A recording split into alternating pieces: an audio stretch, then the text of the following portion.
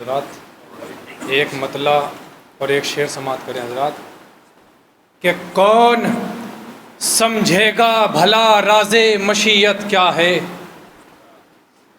کون سمجھے گا بھلا راز مشیت کیا ہے، کوئی محرم نہیں دنیا میں مگر تو زینب، کون سمجھے گا بھلا راز مشیت کیا ہے، کوئی محرم نہیں دنیا میں مگر تو زینب، تو جلتے خیموں کی قسم وزن امامت کیا ہے، جلتے خیموں کی قسم وزن امامت کیا ہے، یا خدا جانتا ہے یا تیرے بازو زینب، جلتے خیموں کی قسم وزن امامت کیا ہے، یا خدا جانتا ہے یا تیرے بازو زینب۔ نعرہ صلوات پڑھے مومنین۔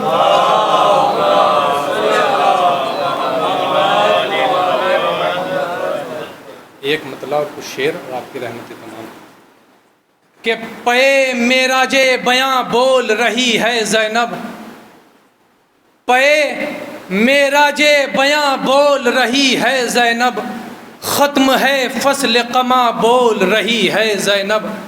شعر سماعت کریں کہ چن رہا ہے ادب نہج بلاغہ لفظیں، چن رہا ہے ادب نہج بلاغہ لفظیں، اپنے بابا کی زباں بول رہی ہے زینب، چن رہا ہے ادب نہج بلاغہ لفظیں، اپنے بابا کی زباں بول رہی ہے زینب، تو حشر برپا ہے سرے محفل دربار ستم، سب کے چہرے ہے دھواں بول رہی ہے زینب، سب کے چہرے ہے دھواں بول رہی ہے زینب، کہ ویر ساونت بہادر کے مقرر کے خطیب، ویر ساونت بہادر کے مقرر کے خطیب، ارے کون بولے گا جہاں بول رہی ہے زینب، کون بولے گا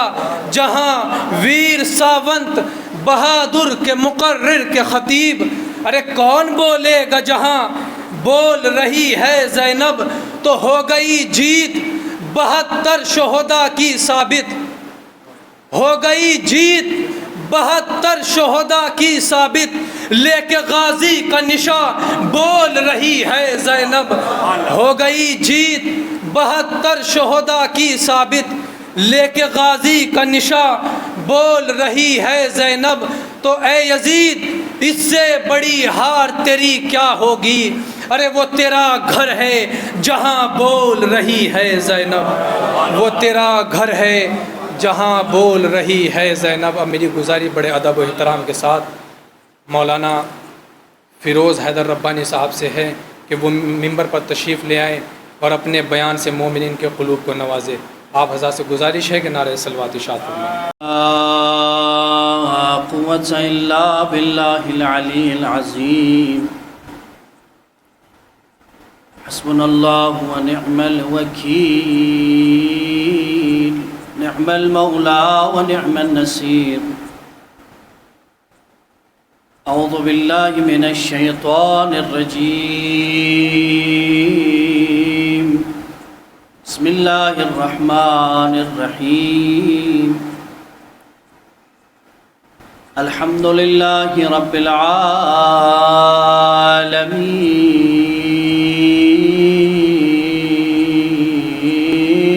والعاقبة لأهل التقوى واليقين، الصلاة والسلام على أشرف الأنبياء والمرسلين، بشيرا ونذير، جد الحسن والحسين بالقاسم محمد،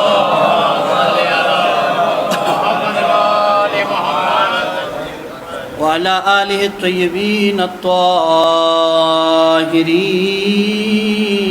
الطاهرين المعصومين المسلومين والمنتجبين المنتخبين واللعنة على أعدائهم وغاصب حقوقهم ومنكر فضائلهم ومصائبهم إلى يوم القيامة. أما بعد، قال رسول الله صلى الله عليه وآله وسلم: إن لقتل الحسين حرارة في قلوب المؤمنين لا تبرد عبدا. صلوات.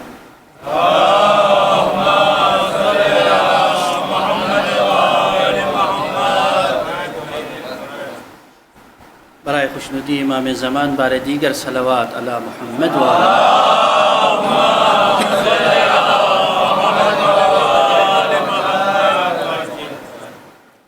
دوستداران اہل بیت اطہار، عزاداران سید الشہداء و منتظرین حجت خدا،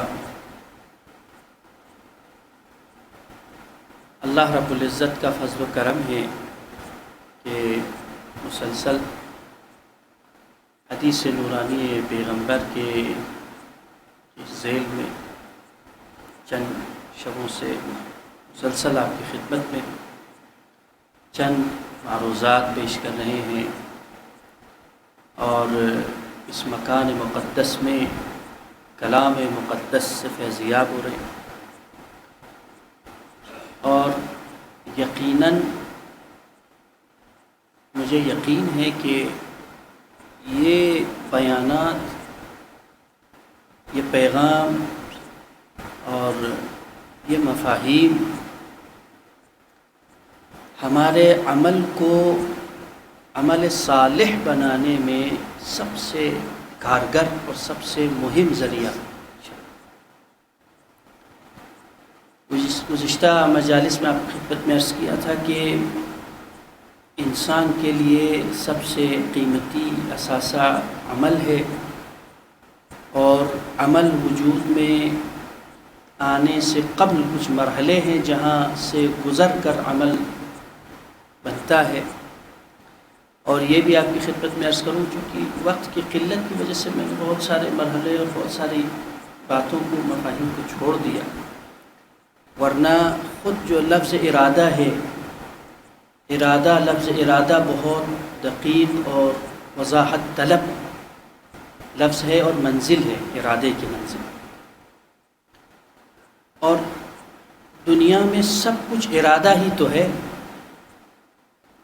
یہ ارادہ ہی ہے جو انسان کو ایک لمحے میں حر بنا دیتا ہے، اور یہ ارادہ ہی ہے جو ایک لمحے میں انسان کو یہاں سے باہر کر دیتا ہے.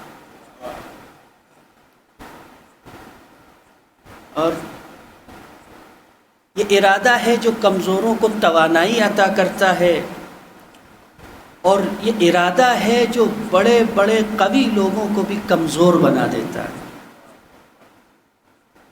شاید اسی لیے کسی نے بڑا خوب کہا کہ ارادے جن کے محکم ہوں، نظر جن کی خدا پر ہو.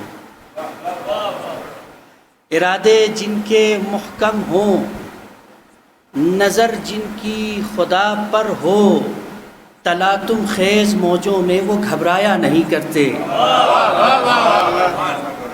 تلاطم خیز موجوں میں وہ گھبرایا نہیں کرتے. یعنی یہ گھبراہٹیں، یہ لغزشیں، یہ تمام چیزیں ارادے کی کمزوری کی وجہ سے. اور آپ کی خدمت میں عرض کیا کہ یہ ارادہ مضبوط عمل کو جنم دیتا ہے. مضبوط ارادے مضبوط عمل کو جنم دیتے ہیں، اور مضبوط عمل مضبوط معاشرہ پیدا کرتا ہے. کل آپ کی خدمت میں عرض کیا تھا کہ یہ جو مراحل ہیں اس مضبوط ارادے کے، اور یہ دیکھیے کہ ایک مثال میں آپ کی خدمت میں بنیادی یہاں بات کہہ کے آگے بڑھوں کہ یہ دیکھیے کہ کتنا مضبوط ارادہ تھا حضرت زینب کا کہ کس مضبوط ارادے سے عزاداری کی بنیاد ڈالی تھی، وہ عمل آج بھی زندہ ہے اور تابندہ ہے۔ یہ زندہ عزاداری بتا رہی ہے کہ بانی عزا کا ارادہ کتنا قوی تھا، کتنا قوی تھا۔ اور جتنا ارادہ قوی ہوتا ہے، جتنا ارادہ مضبوط ہوتا ہے، اتنا عمل محکم ہوتا ہے، اور جتنا عمل محکم اور قوی ہو اتنے اثرات دور رس ہو جاتے ہیں۔ کل آپ کی خدمت میں عرض کیا تھا کہ بہت ساری باتیں میں نے عرض کیا کہ چھوڑ دی، ایک چیز علم ہے۔ اگر علم صحیح ہے، علم پاک ہے، نالج کا سورس پیور ہے، صاف و شفاف ہے، تو اس کا اثر آپ کے ارادے پہ پڑے۔ توجہ ہے نا؟ ہمارے استاد اکثر ایک جملہ کہا کرتے، شاید میں نے پہلے بھی آپ کی خدمت میں عرض کیا ہو، کہ تحریر سے جب آپ کوئی ٹیکسٹ پڑھتے ہیں، تحریر میں صرف تحریر منتقل نہیں ہوتی، بلکہ تحریر میں اس تحریر سے اس محرر کے اثرات بھی منتقل ہوتے ہیں۔ وہ کیسی ذہنیت رکھتا ہے، کیسے خیالات رکھتا ہے، کیسے شوق رکھتا ہے۔ ٹیکسٹ نہیں میں آپ کے مائنڈ میں منتقل ہوتا، اس ٹیکسٹ کے ذریعے اس کے اثرات بھی منتقل ہوتے ہیں۔ اسی طرح سے تقریر میں مقرر کے اثرات منتقل ہوتے ہیں۔ یہ مت دیکھیے کہ یہ کیا پڑھ رہا ہے، یہ بھی ضروری ہے کہ کون پڑھ رہا ہے۔ جو ہے نا، مقرر کے اثرات منتقل ہوتے ہیں۔ سنیے، مقرر کے اثرات بھی منتقل ہوتے ہیں۔ اگر مقرر اس طرح کے افراد ہیں، مقررین اس طرح کے ہیں کہ جن کا عمل سے رشتہ بہت کمزور ہے، تو یہ یقین بات ہے کہ جن کے خود روحانیت کمزور ہو، جن کا خود تقوی کمزور ہو، جن کا عمل کمزور ہو، تو وہ صرف لفظ آپ کو دیکھ کر نہیں جاتے، بلکہ ان لفظوں کے ساتھ اپنے اثرات بھی دے کر جاتے ہیں۔ ممکن ہے تھوڑی دیر آپ کی طبیعت کو بہت شادمانی، بہت نشاط و فرحت آپ کو مل جائے کہ کیا اچھا جملہ تھا، کیا بہترین جملہ تھا، کیا اچھے جملہ تھے، لیکن میں ایک عرض کروں آپ کی خدمت میں، دیکھیے مقرر کے اثرات کو سمجھیے، مقرر کے اثرات کو سمجھیے۔ ہم اتنی مجلسیں پڑھتے ہیں، لیکن چونکہ مقررین میں خامی ہے، اس لیے وہ اثرات منتقل نہیں ہو رہے ہیں، اچھے اثرات منتقل نہیں ہو رہے ہیں۔ لیکن جہاں ایک مقرر خمینی جیسا ہو،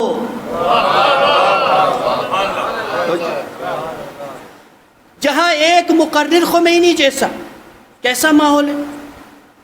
1979 سے پہلے آپ ایران کو دیکھیے، یہ ملک ایسا ہے جیسے آج اگر کسی کو عیاشی کرنا ہو، ویکیشن پہ جانا ہو عیاشی کے، تو لوگ آج کہاں جاتے ہیں؟ آج جاتے دبئی جاتے، اب بہت جلد سعودی عرب بھی جائیں گے لوگ، جو ہے نا، پہلے صرف حج کے لیے، عمرے کے لیے جاتے تھے، اب سعودی عرب بھی ماڈرن ہونے لگ گیا ہے، تو سعودی عرب بھی اب مختلف اغراض سے جائیں گے۔ آج فحاشی کے اڈے، آج لہو لعب کے اڈے، آج اگر کسی کا دل کرے تو آج مغرب جاتے ہیں۔ اس زمانے میں 1979 سے پہلے لوگ ایران جاتے تھے، لوگ ایران جاتے تھے، پوری دنیا کے لوگ ایران جاتے تھے۔ حجاب پہ آفیشیلی بین تھا۔ آپ سے بہتر کون یہ درد سمجھے گا حجاب کا مسئلہ؟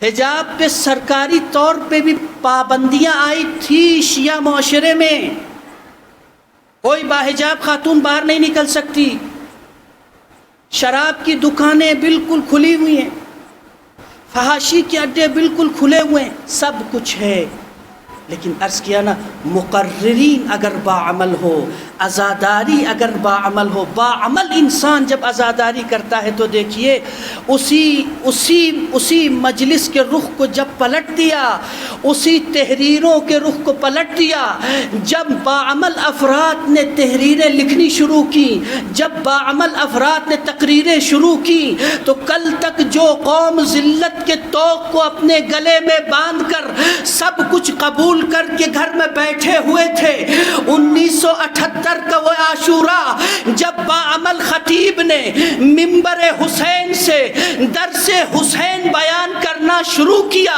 اور عزت عزاداری کا درس شروع کیا، حکومت نے پابندی لگائی کہ آج کوئی باہر آ نہیں سکتا، خطیب حسین نے کہا کہ آج گھر میں کوئی بیٹھ نہیں سکتا، حکومت نے کہا کوئی باہر آ نہیں سکتا، خطیب حسین نے کہا کوئی گھر میں بیٹھ نہیں سکتا، حکومت نے کہا کہ جو نکلے گا اس پہ کیس لگائے جائیں گے، جو نکلے گا اس پہ پابندیاں لگائی جائیں گی، جو نکلے گا اسے جیل میں ڈالا جائے گا۔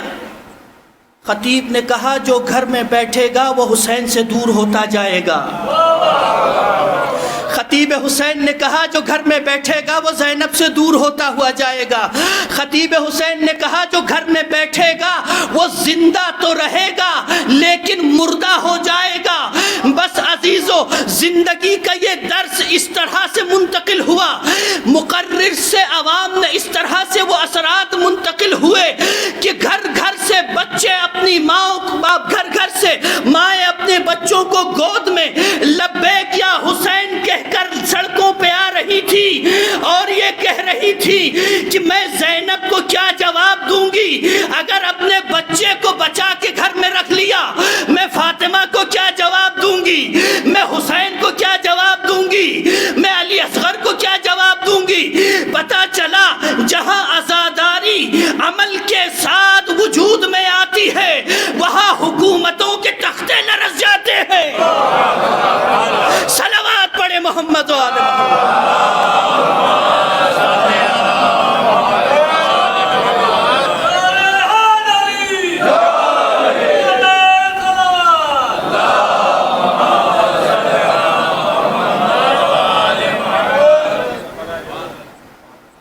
اتنی چینجز آئیں، اتنی تبدیلی آئی، ڈراسٹک چینج جسے کہتے ہیں نا، ڈراسٹک چینج، بالکل حیران کن تبدیلی۔ اسی معاشرے میں 1979 کے بعد امام خمینی نے انقلاب برپا کیا، اور یہ انقلاب برپا کرنے کے بعد دیکھیے ریولوشن بہت جگہ آئے دنیا میں، لیکن امام خمینی کے اس ریولوشن میں اور دنیا کے دیگر ریولوشن میں ایک فرق ہے، فرینچ ریولوشن میں اور اس انقلاب میں فرق ہے، امریکن ریولوشن میں اور اس میں فرق ہے، توجہ ہے نا، مختلف انقلابوں میں اور اس میں فرق ہے، بہت بنیادی فرق ہے، لیکن ایک فرق میں آپ کو وضاحت طلب فرق ہے، جو بنیادی فرق یہ دیکھیے کہ جہاں بھی انقلاب آئے تو انقلاب آنے کے بعد لوگوں کے اخلاق اور کردار میں کوئی تبدیلی نہیں آئی، لوگوں کے حاکم بدل گئے۔ نہیں آپ نے بڑی آسانی سے جملہ سمجھ لیا۔ فرانس میں انقلاب آیا، مونارک چینج ہوا، حکومت تبدیل ہوئی، امریکہ میں انقلاب آیا، حکومت تبدیل ہوئی، چائنا میں انقلاب آیا، حکومت تبدیل ہوئی، لیکن ایران میں انقلاب آیا، حکومت تبدیل نہیں ہوئی بلکہ لوگوں کے اخلاق تبدیل ہو گئے۔ کل تک جو بے حجاب تھے ان خواتین نے حجاب کرنا شروع کیا، کل تک جو جوان سڑکوں میں گھومتے تھے انہوں نے مصلی پہ آ کر سبحان رب العظیم کہنا شروع کر دیا، کل تک جو جوان شراب کی دکانوں کی لائن میں کھڑے رہتے تھے آج ان کے ہاتھوں پہ عباس کا علم آ گیا، کل تک جو فحاشی کی محفلوں میں بیٹھ کے گاتے تھے آج وہ حسین کے نغمے گا رہے ہیں، حسین کا پیغام سنا رہے ہیں۔ پتہ چلا عزاداری ہے اس انقلاب کا نام جہاں حکومتیں نہیں، جہاں اقتدار نہیں بلکہ اقدار بدل جاتے ہیں۔ صلوات پڑھیے محمد و آل محمد۔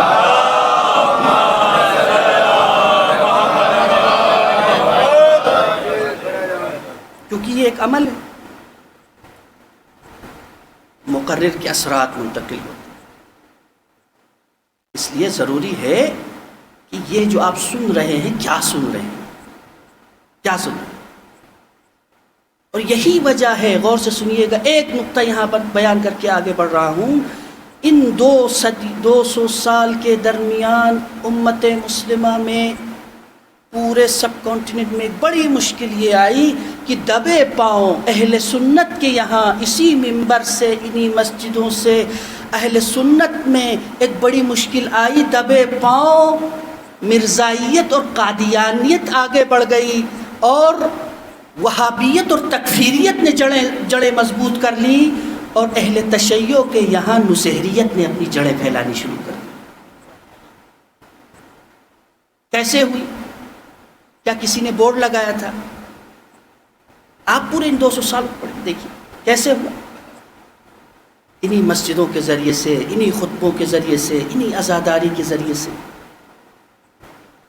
دھیرے دھیرے دھیرے اس طرح سے ڈوز دیا گیا کہ پتہ ہی نہیں چلا کہ آپ کب علی کو امام سے خدا بنا بیٹھے۔ مسلمانوں کو پتہ ہی نہیں چلا کہ کب مسلمان مرزا غلام احمد قادیانی کو ایک عالم سے، علامہ سے نبی بنا بیٹھے۔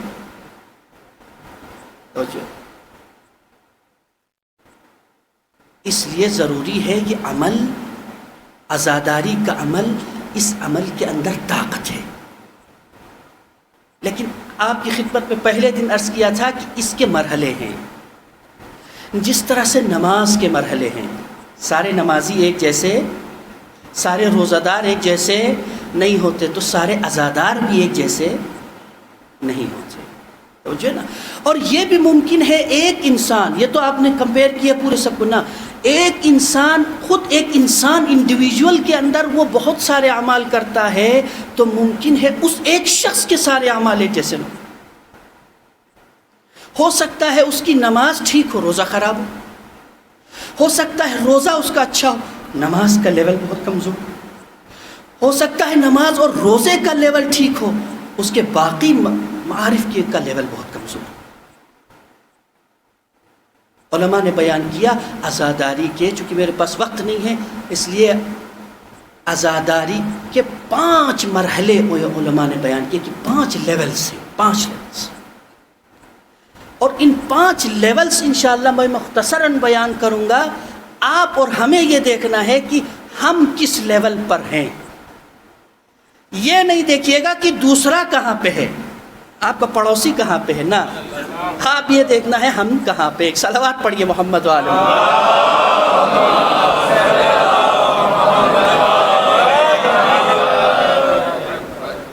ایک صلوات کے ساتھ تھوڑا سا آگے تشریف لائیں۔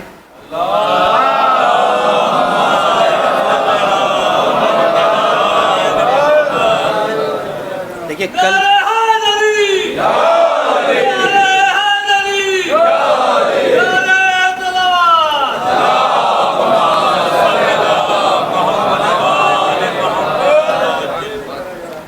تو صلوات کے فضائل بھی آپ کو سنا دیے تھے، اس کے بعد بھی اگر اتنی کمزور صلوات پڑھیں گے تو یہ اثر نہیں آئے گا۔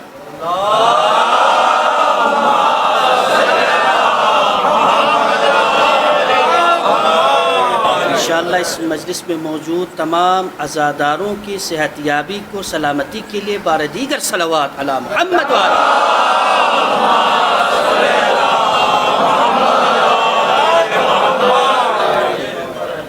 دیکھیے 5 مرحلے، 5 مرحلے۔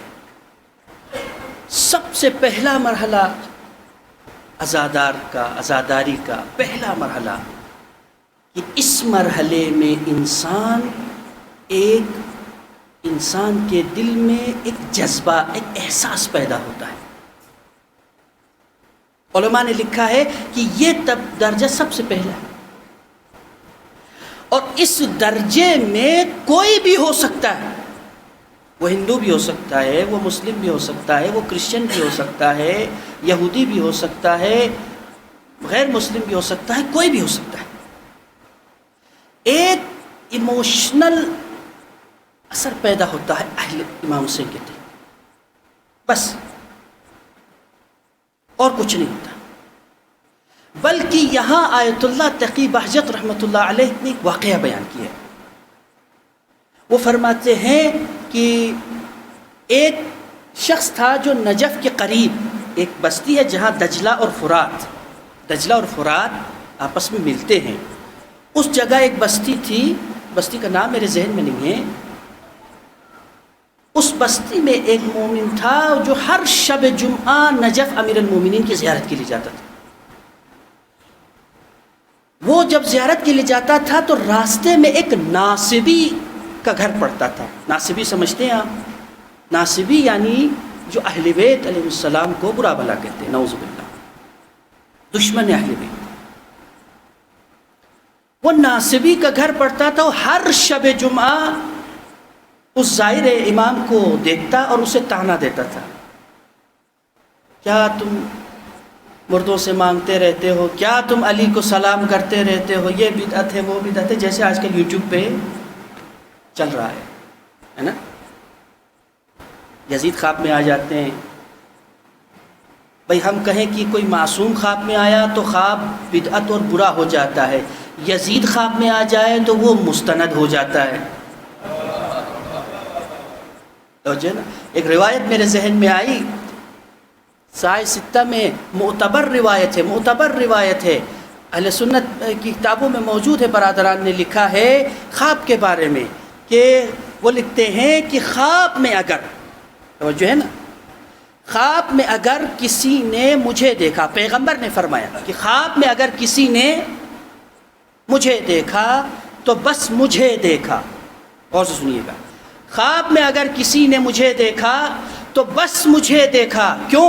اس لیے کہ شیطان کبھی معصوم کی شکل میں، پیغمبر نے کہا جس نے مجھے دیکھا تو بس مجھے دیکھا، اور جس نے کسی اور کو دیکھا، صلوات پڑھیے محمد و آل محمد پر.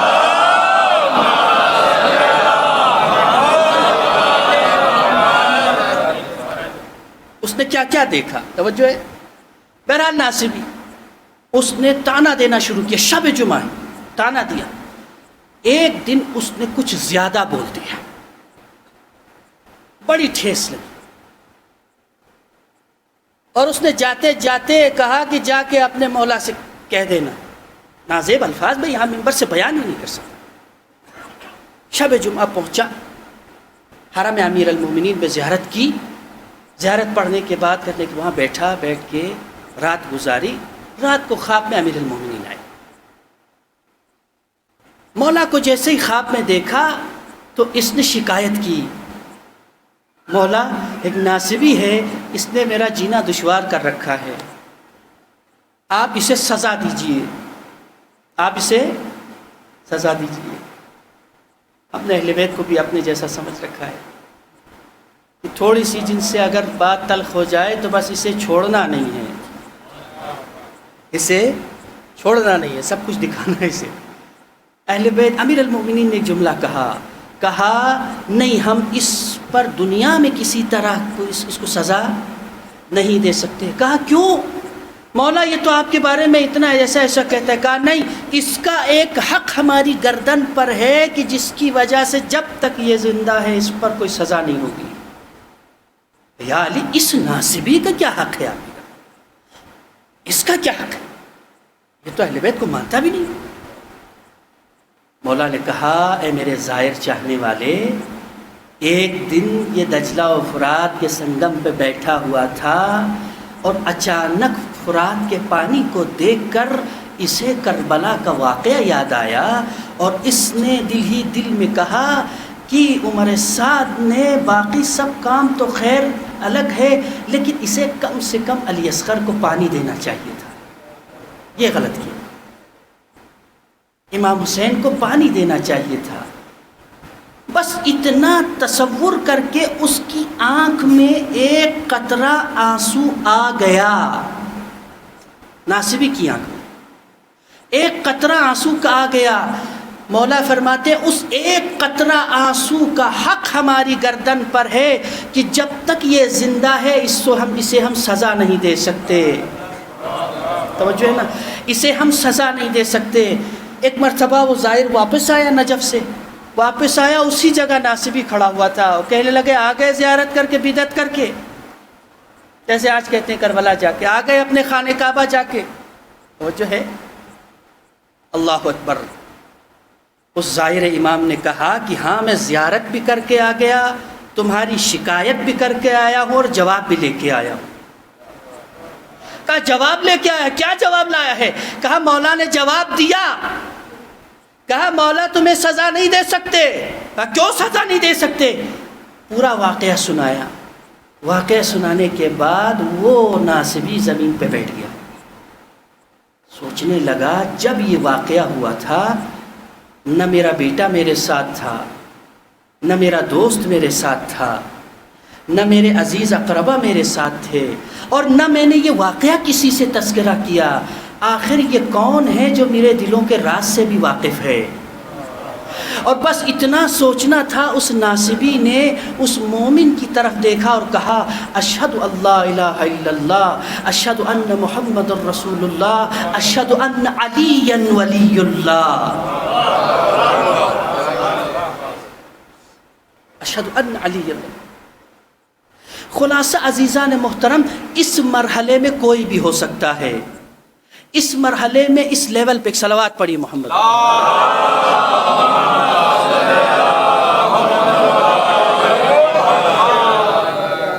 توجہ.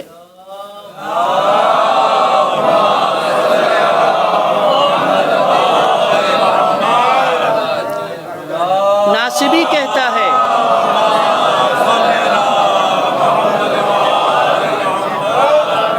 بس میں سمجھ گیا کہ اہل بیت کی حقانیت ہے، بس میں سمجھ گیا کہ اہل بیت حق پر ہے. عزیزو، یہ پہلا درجہ ہے کہ جہاں انسان اہل بیت سے ایموشنلی جڑ جاتا ہے.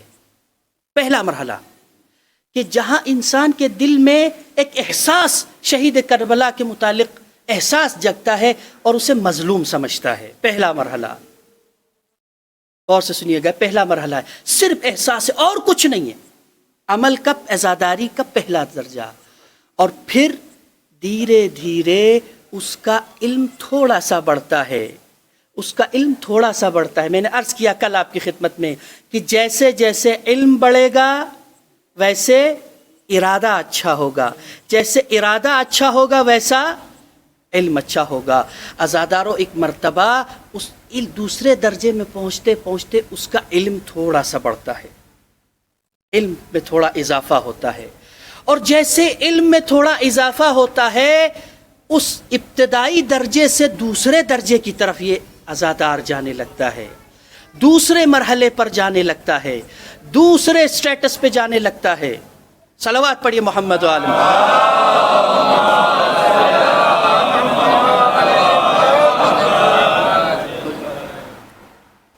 علم میں تھوڑا اضافہ ہوا، دوسرے مرحلے پہ آ گیا. جب دوسرے مرحلے پہ آ گیا تو اب وہ احساس، وہ ایموشنز جو دل میں ہیں اس کا اظہار کرنا شروع کرتا ہے. ابھی تک صرف ایموشنز تھے، اب اس کا اظہار کرتا ہے. کیسے کرے اظہار؟ کالے کپڑے پہننے لگتا ہے. کیسے کرے اظہار؟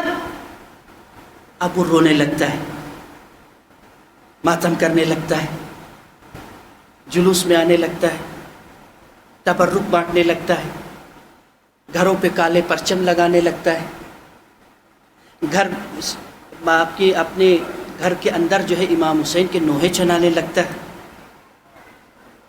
علماء کہتے ہیں اس مرحلے میں بھی ضروری نہیں ہے کہ صرف شیعہ ہو، یہاں بھی کوئی بھی ہو سکتا ہے.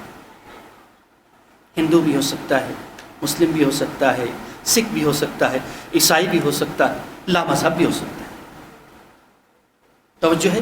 یہ دوسرا مرحلہ، دوسری کیٹیگری، دوسرا درجہ، جہاں صرف انسان اظہار کرتا ہے، اپنے فیلنگز کا اظہار کرتا ہے، اپنے فیلنگز کا اظہار کرتا ہے. اب عزاداری اس مرحلے میں آ گئی، دوسرے مرحلے میں آ گئی. علماء کہتے ہیں اس مرحلے کی عزاداری اور پہلے مرحلے کی عزاداری اپنے مقدار کے حساب سے ثواب تو دے گی، لیکن اس کا اثر بہت کمزور ہوگا. توجہ. یہاں ایک مغالطہ ہے، اس کا جواب آپ کی خدمت میں دینا بہت ضروری ہے کہ جو غیر مسلم عزاداری سید الشہداء میں آتے ہیں انہیں جنت ملے گی یا نہیں، انہیں جنت ملے گی یا نہیں، سوال ہوتا ہے، اکثر ہوتا ہے یہ سوال. علماء نے اس کا جواب دیا ہے، سنیے، اور آپ کی خدمت میں عرض کیا. دو فرشتوں کا مکالمہ لکھا ہے کتابوں میں. دو فرشتے، ایک فرشتہ کہیں سے آ رہا تھا، ایک فرشتہ کہیں سے جا رہا تھا. پوچھا تم کہاں سے آ رہے ہو؟ وہ فرشتہ کہتا ہے کہ میں فلاں جگہ سے آ رہا ہوں، وہاں ایک بادشاہ ہے جو نیک ہے لیکن ایمان نہیں لایا. نیک ہے لیکن ایمان نہیں لایا. وہ بادشاہ جو ہے بیمار ہو گیا ہے، اور طبیب نے کہا ہے کہ سمندر کی تہ میں ایک مچھلی ہے، اس مچھلی کا گوشت اس کے علاج میں درکار ہے. لذا میں اس شہر میں گیا تھا، سمندر کے قریب گیا تھا، اس مچھلی کو سمندر کی تہ سے سمندر کے کنارے تک لے کر آیا ہوں تاکہ اس بادشاہ کو شفا مل سکے. بادشاہ مسلمان نہیں ہے، صاحب ایمان نہیں ہے. توجہ ہے نا، ایمان نہیں رکھتا، لیکن کچھ نیکیاں تھیں، اس کی جزا پروردگار نے اسے اسی دنیا میں دے دی. توجہ سنیے، اگر کوئی نیکی کرتا ہے، اگر کوئی اہل بیت کی مصیبت میں غمزدہ ہوتا ہے، اگر کوئی اہل بیت سے انس رکھتا ہے، تو یقیناً خدا عادل ہے، اس دنیا میں اس کو کسی نہ کسی شکل میں اجر ضرور دے دیتا ہے. اس دنیا میں کسی نہ کسی شکل سے اسے اجر ضرور دیتا ہے. لیکن جنت ایک ایسا ملک ہے جس میں جانے کے لیے ایک پاسپورٹ کی ضرورت پڑتی ہے، اور اس پاسپورٹ کا نام ہے لا الہ الا اللہ محمد الرسول اللہ. اس پاسپورٹ کا نام ہے کلمہ شہادتین. جب تک وہ نہیں ہو تو انسان وہاں نہیں جا سکتا. وجہ اور وہ دوسرا فرشتہ کہتا ہے میں ایک غریب کے گھر سے آ رہا ہوں کہ جس میں ساری دن محنت کرنے کے بعد اس غریب نے کچھ سامان لے کے آیا تھا، اس کی ہنڈیاں تیار ہوئی تھی چولہے پہ، ابھی وہ کھانے کے لیے بیٹھے ہی تھے، میں نے اس ہنڈیاں کو گرا دیا. اور جو کا کیا فلسفہ ہے کہ پروردگار چاہتا ہے کہ اس کے بندے، اس کے عزیز بندے، اس کے مومن بندے، اگر ان سے کوئی کسی طرح کی خطا ہو، لغزش ہو، خدا دنیا میں ان کو اس کی اس طرح سے اس کا ازالہ کرتا ہے. پروردگار اسے اس دنیا میں اس طرح سے ازالہ کر کے اسے پاک کرتا ہے کہ قیامت میں اسے جنت میں لے جاتا ہے. تو یہ دوسرا درجہ ہے جہاں احساسات کا اظہار ہوتا ہے عزاداری کا. عرض کیا کہ عمل جیسا ہے اس کے اثرات ویسے ہیں. پہلے میں ایموشنز، دوسرے میں بھی ایموشنز، لیکن دوسرے میں اس کا اظہار ہوتا ہے. پھر تھوڑا علم بڑھتا ہے، عزاداری تیسرے مرحلے پہ آ جاتی ہے، تیسرے درجے پہ آ جاتی ہے. جب اس درجے پہ عزاداری پہنچتی ہے، لکھا ہے کہ اس عزادار کو جس کے دل میں امام کی محبت بھی ہے اور محبت کا اظہار بھی کرتا ہے، اب دشمنان امام حسین سے ایک نفرت اس کے دل میں ایجاد ہوتی ہے.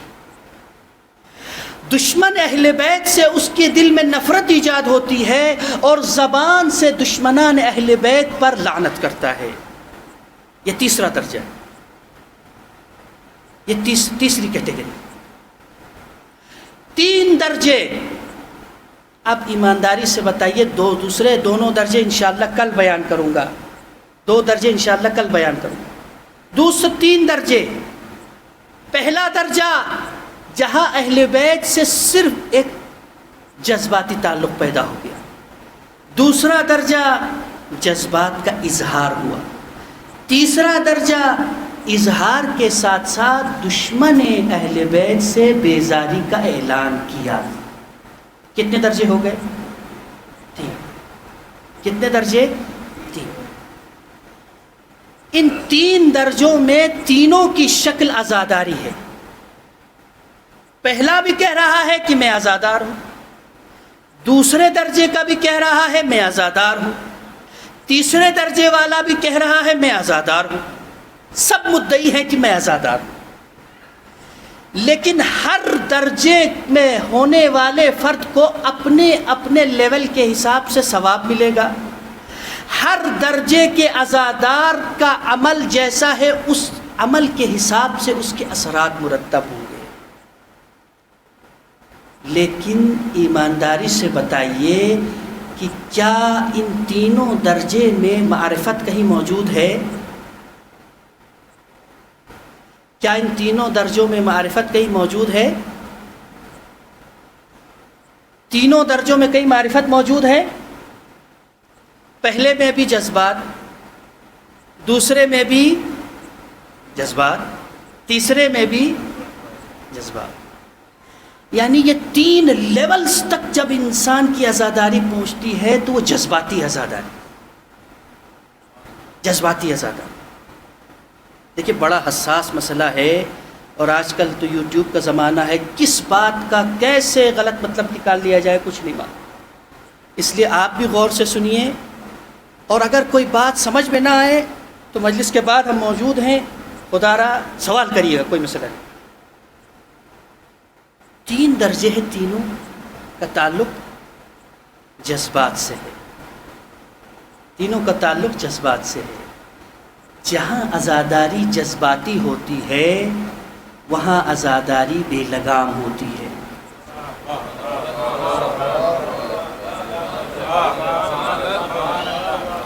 جہاں عزاداری صرف اور صرف جذبات بہت ضروری ہے، جذبات نہ ہو تو انسان یہاں تک آ ہی نہیں سکتا۔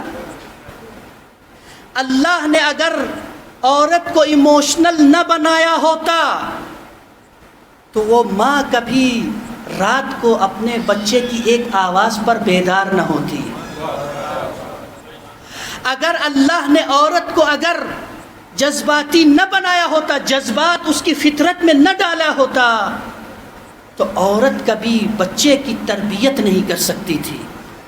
آپ دیکھتے ہیں نا، باپ تو پلنگ پہ اے سی چلا کے سائڈ میں سو جاتا ہے، لیکن یہ ماں ہوتی ہے جو پوری رات بچے کو سینے سے لگائے جاگتی رہتی ہے، اپنی نیند خراب کرتی ہے۔ جذبات بہت ضروری ہے، لیکن جہاں صرف اور صرف جذبات ہو وہاں آپ سے کیا کہا جاتا ہے؟ جہاں جذبات بھی، جہاں عزاداری بھی جذباتی، جہاں نوحے بھی صرف جذباتی، جہاں خطابت بھی جذباتی، جہاں مجلس بھی جذباتی، وہاں آپ کو یہی سمجھایا جاتا ہے کہ عزائے سید الشہداء کے معاملے میں جو کرنا ہے ویسے کرو، جیسے کرنا ہے ویسے کرو، جس طرح سے کرنا ہے ویسے کرو، اس لیے کہ یہ عشق کا معاملہ ہے، عقیدت کا معاملہ ہے، عقیدت بے لگام ہوتی، اس میں کسی کا حکم، کسی کی تقلید کچھ نہیں چلتا ہے۔ جملہ سنا ہے نا آپ نے؟ عقیدت کے معاملے میں کوئی فتویٰ، کوئی حکم، کوئی رائے، کوئی مشورہ، کوئی قانون نہیں چلتا، یہی سنا ہے نا آپ نے؟ اب یہاں رک کے اس بات کو وضاحت کے ساتھ سنیں۔ عزاداری علامت ہے حسین کے عشق اور عقیدت کے اظہار کی علامت ہے، یہی تو ہے نا؟ امام سے محبت اور عقیدت کے اظہار کا نام۔ اب بتائیے نماز کیا ہے؟ نماز کیا ہے؟ خدا سے اظہار عقیدت، اظہار بندگی کا ذریعہ، اس کا نام نماز ہے نا۔ اگر کوئی بندہ یہ کہے میں خدا سے محبت کرتا ہوں، میں توحید میں اس طرح سے ضم ہو گیا، توحید میں اس طرح سے مگن ہو گیا، اللہ کی محبت میں اس طرح فنا ہو گیا، اللہ کی عقیدت میں اس طرح غرق ہو گیا، اب مجھ سے یہ نہ کہو کہ یہ سجدہ ایسے کرو، یہ رکوع ایسے کرو، یہ قیام ایسے کرو،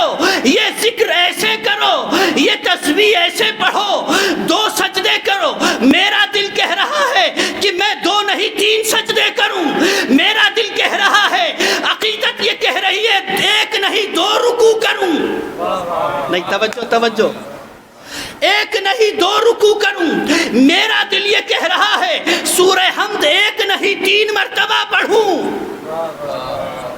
آپ کیا کہتے ہیں؟ بھائی تمہاری محبت اپنی جگہ، لیکن اظہار عقیدت اس سے سیکھنا جو عقیدتوں کا امام ہے۔ توجہ ہے نا؟ یعنی جب نماز پڑھتے ہیں تو ہم یہ نہیں کہتے کہ یہاں ہم اپنی عقیدت کے حساب سے کریں گے، اپنی عقیدت کے حساب سے کریں گے، بلکہ یہ کہتے ہیں کہ جو سب سے بڑا عاشق خدا ہے اس کے عمل کو دیکھیں گے کہ اس نے خدا سے اپنے عشق کا اظہار کیسے کیا، اس نے خدا سے عشق کا اظہار کیسے کیا۔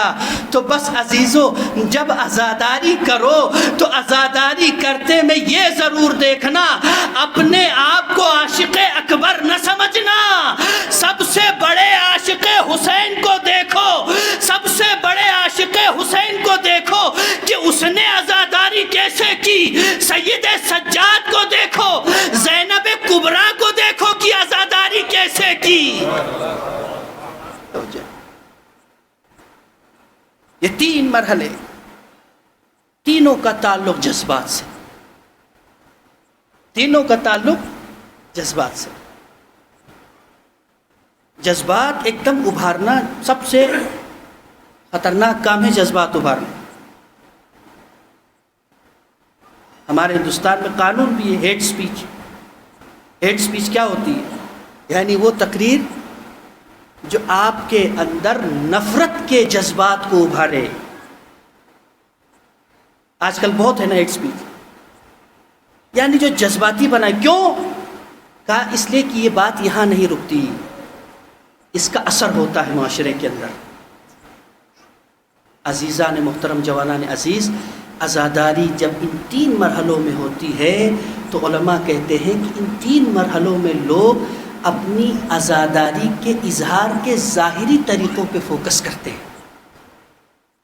یعنی لباس ایسا ہی ہونا چاہیے، علم اتنا اونچا ہونا چاہیے، علم کا پٹکا ایسا ہونا چاہیے، یعنی اگر ذرہ برابر بھی اگر اونچ نیچ ہو تو بھئی یہ کیا کر دیا۔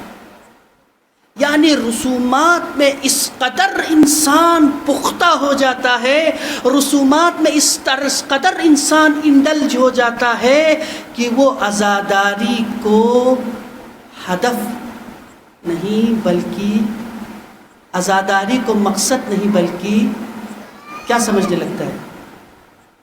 معاف کیجیے گا، عزاداری کو وسیلہ نہیں بلکہ ہدف سمجھنے لگتا ہے۔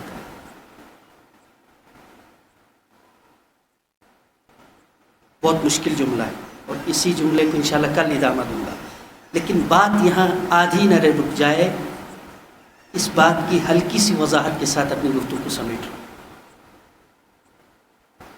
ایک سوال ہے یوتھ سے، عزاداری ہدف ہے یا وسیلہ ہے؟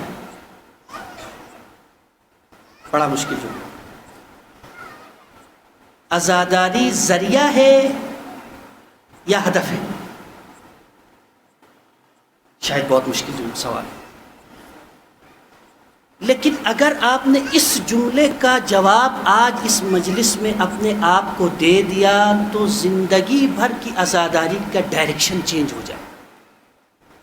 میں یقین سے کہہ رہا ہوں کہ آپ کے نوحوں کا ڈائریکشن چینج ہو جائے گا، آپ کی مجلس کرنے کا ڈائریکشن چینج ہو جائے گا، آپ کی مجلس پڑھنے کا طریقہ چینج ہو جائے گا، آپ کے سوچ، سلام، شعر، منقبت پڑھنے کا ذریعہ طریقہ چینج ہو جائے گا۔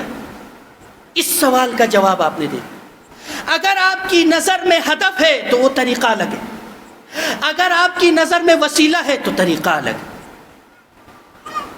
ہدف ہے یا وسیلہ ہے؟ عزاداری ہدف ہے یا وسیلہ ہے؟ میں اور آسان کروں، نماز ہدف ہے یا وسیلہ ہے؟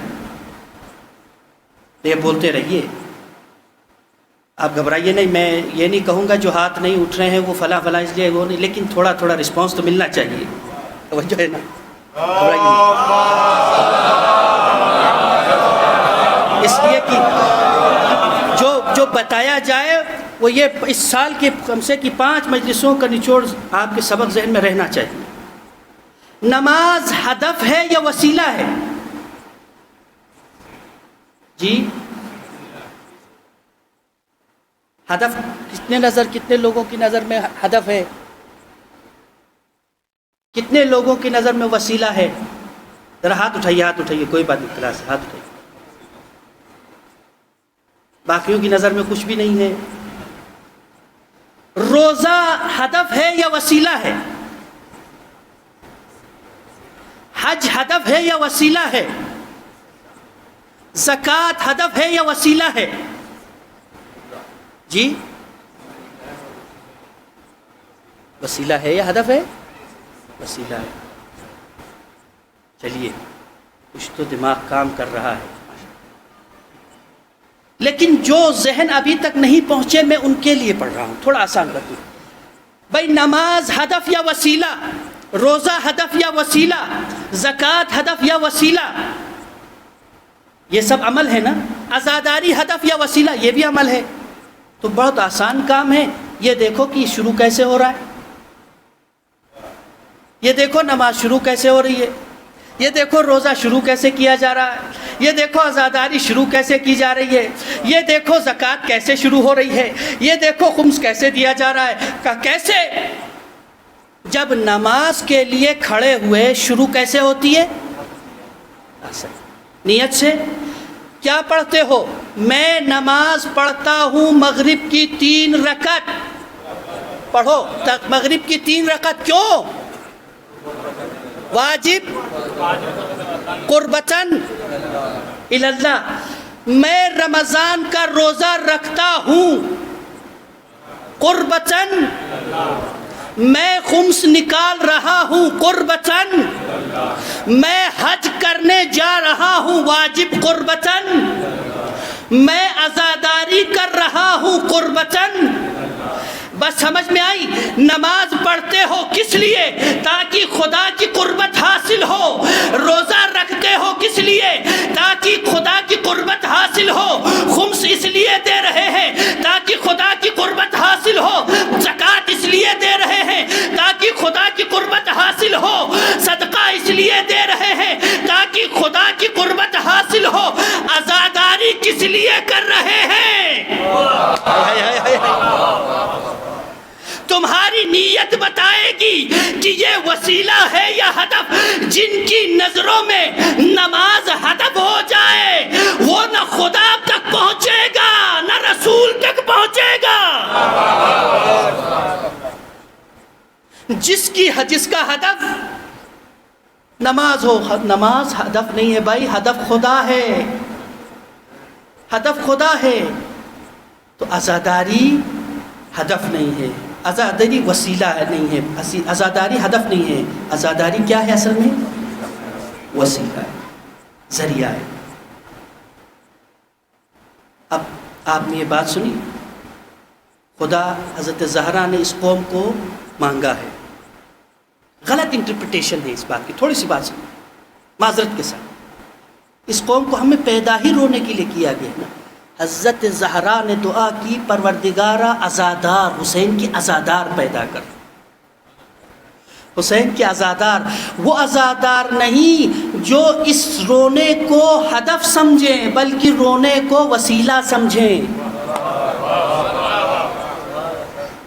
جو ان مجلسوں کو وسیلہ سمجھیں، جو اس تقریر کو وسیلہ سمجھیں، جو اس سوز کو وسیلہ سمجھیں، جو اس سوزخانی کو، پیشخانی کو، تبرک کو، مجلس کو وسیلہ سمجھیں. جنہوں نے اس کو ہدف بنا لیا وہ وہیں رک جاتے. ممکن ہے اسے ثواب ملے گا، میں یہ نہیں کہہ رہا ثواب ملے گا، لیکن وہ ثواب نہیں ملے گا. کیوں؟ کیونکہ تمہارا علم کمزور ہے. تمہارا علم کمزور ہے اس لیے ارادہ بھی کمزور ہو گیا. تمہارا ارادہ کمزور ہے اس لیے عمل بھی کمزور ہو گیا. بس عزیزو، عزاداری تیسرے مرحلے تک پہنچتی ہے تو یہ جذباتی مرحلہ. یہاں سے آگے جانا ہے، اس مرحلے سے آگے جانا. انشاءاللہ کل 2 مرحلے بیان کروں گا آخری مرحلے سے. اور میری گزارش ہے جوانوں سے کہ آپ تھوڑا وقت پہ تشریف لائیں تاکہ مجلس کو وقت پہ ٹائم سے شروع کیا جا سکے اور ٹائم پہ ختم کیا جا سکے۔ بہت سارے مومنین ہیں یونیورسٹی سے، جاب سے آتے ہیں، آپ وقت پہ اگر مجلس سے فارغ ہو جائیں گے تو آپ وقت پہ اگلے دن اپنے کام پہ جا سکیں، یہ وقت کا ضرور خیال رکھیں۔ میرے عزیزوں، میرے دوستوں، میرے بزرگوں، عزاداری انہی مراحل کو، یہ مجالس ان مراحل کو طے کرنا۔ واقعاً ان مجالس کے اندر ثواب ہے، بہت زیادہ ثواب،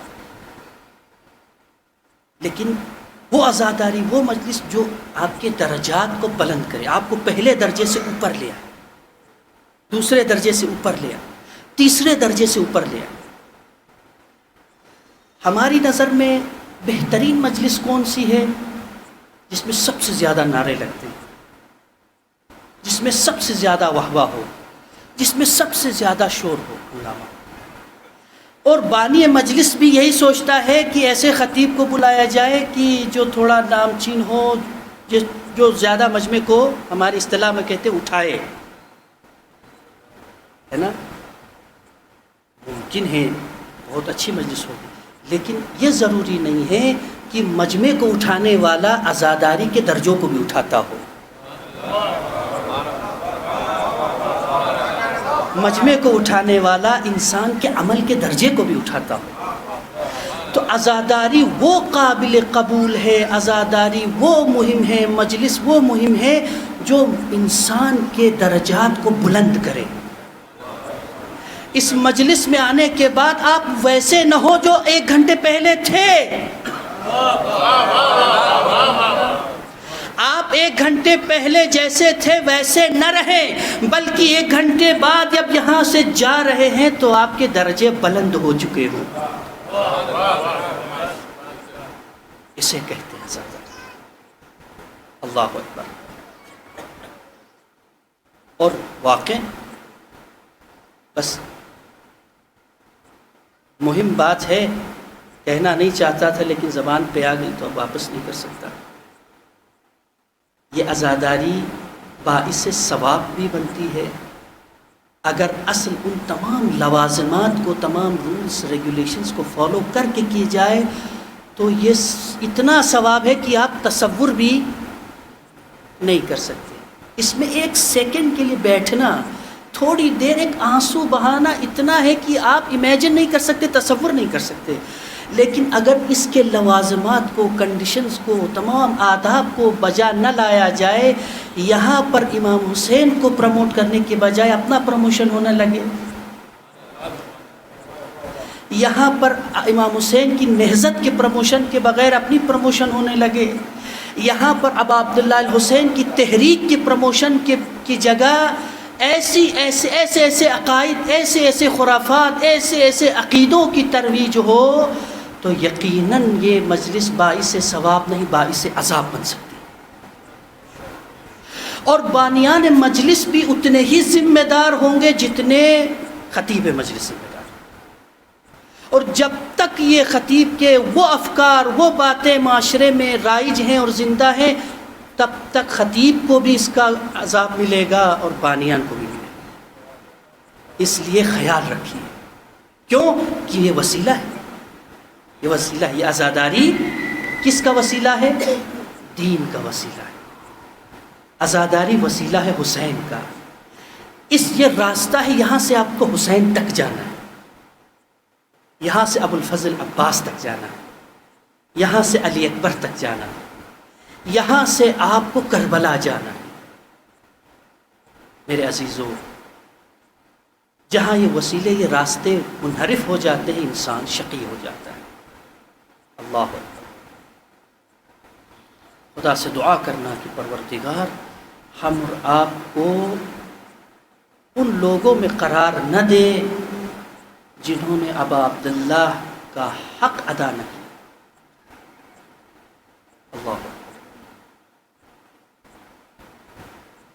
ان لوگوں میں قرار نہ دے جنہوں نے سید الشہداء کے دل کو ٹھیس پہنچائی۔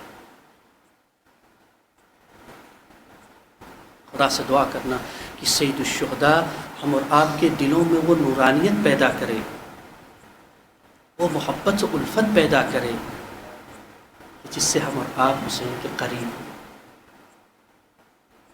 کتنی شقاوت ہے! یہ شقاوت ہی ہے کہ جو انسان چھوٹے چھوٹے بچوں پر بھی رحم نہیں کرتا، چھوٹے بچوں پر رحم نہیں کرتا۔ کربلا سے کوفہ اور کوفے سے شام کا جو راستہ ہے، راستے میں چھوٹی چھوٹی قبریں ہیں، علماء نے لکھا ہے کہ چھوٹی چھوٹی قبریں ہیں۔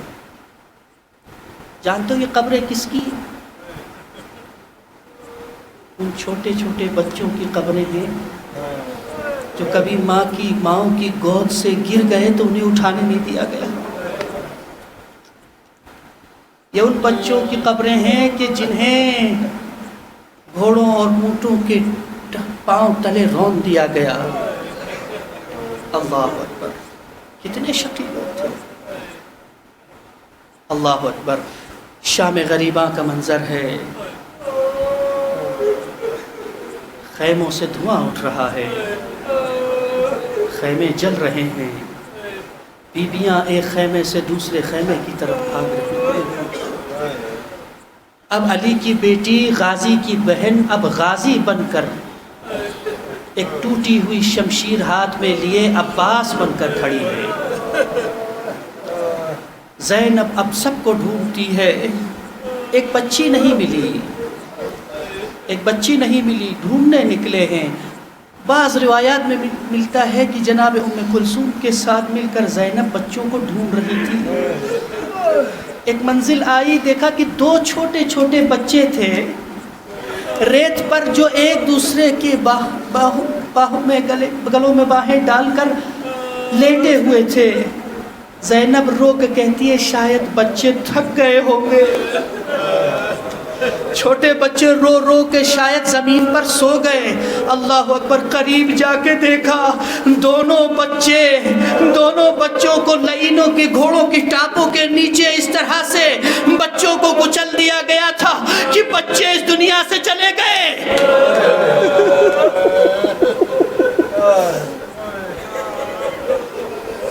اجرکم اللہ! خدا کوئی غم نہ دے سوائے غم سید الشہداء کے۔ حسین کے غریبوں کو سلام، حسین کے یتیموں کو سلام، کربلا کے اسیروں کو سلام، کربلا کے معصوم بچوں کو سلام۔ ہزاداروں یہ بچے کتنے غریب تھے، کتنے تنہا تھے، بچے تھے لیکن حسین کی محبت اور نصرت کا جذبہ کیسا تھا۔ روز عاشوراء کا منظر بیان ہوتا ہے۔ شہید مطہری مقتل مطہر میں لکھتے ہیں کہ عاشوراء کا دن تھا، لعین سر حسین قلم کرنے کے لیے خنجر لے کے آگے بڑھ رہا تھا، شمشیر لے کے آگے بڑھا۔ ایک مرتبہ خیمے کا پردہ بار بار اٹھتا تھا، بار بار گر رہا تھا۔ ایک چھوٹا بچہ تھا جو بار بار نکل رہا تھا، بی بی ہاتھ پکڑ کے خیمے میں لے جاتی تھی۔ عزادارو ایک مرتبہ بچے نے زینب کے ہاتھوں سے اپنے ہاتھ کو چھڑایا، دوڑتا ہوا مقتل کی جانب آیا، آتے ہوئے آواز دے رہا تھا، اے لعین تو ابھی میرے چچا کو تنہا نہ سمجھ، ابھی حسن کا لال عبداللہ زندہ ہے، ابھی میرے بھائی قاسم نہ رہے تو کیا ہوا، علی اکبر نہ رہے تو کیا ہوا، میرے چچا عباس نہ رہے تو کیا ہوا، ابھی عبداللہ زندہ ہے، عبداللہ کے ہوتے ہوئے حسین کے گلے پہ خنجر نہیں چلایا جا سکتا۔ جزاکم اللہ خیر الجزا۔ خدا کوئی غم نہ دے سوائے غم سید الشہداء کے۔ جب کوئی شہید مقتل میں گیا تھا، سب کے ہاتھوں میں تلوار تھی، بدن پہ زرہ تھی۔ عزادارو قاسم کو بھیجا، حسین نے سر پہ امامہ رکھا، خوت رکھا، ہاتھ میں تلوار دی۔ علی اکبر کو بھیجا، ہاتھ میں تلوار دی، سر پہ خوت رکھا۔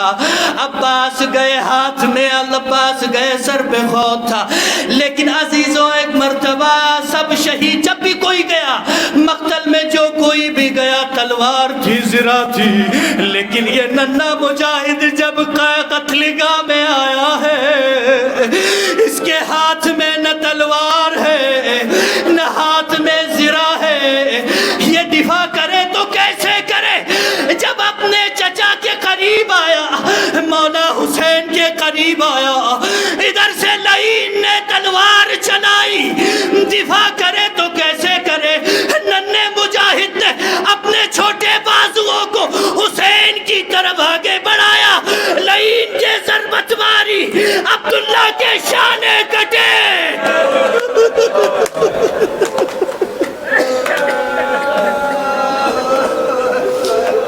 ارے غازی کے بازو یاد ہے نا، غازی کے قلم ہوئے بازو یاد ہے نا، ہائے غازی تیرے بازو جب قلم ہوئے، حسین نے گھوڑے سے اتر کر کتنے احترام سے سینے سے لگایا۔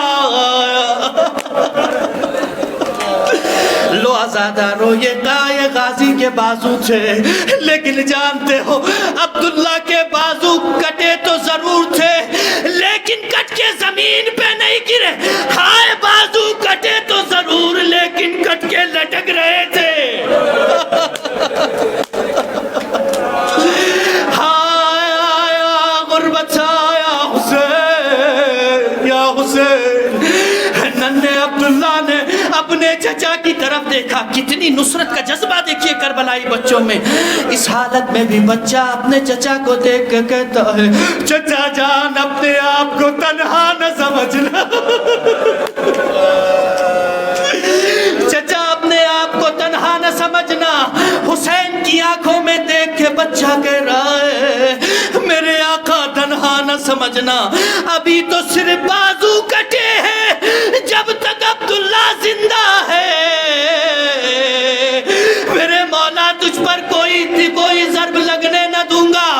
ایک مرتبہ عبداللہ کی حالت غیر ہوئی، ایریا رگڑنے لگا، مولا کی طرف دیکھ کے کہتا ہے، السلام علیکہ یا ابا عبداللہ، السلام علیکہ یا غریب حسین۔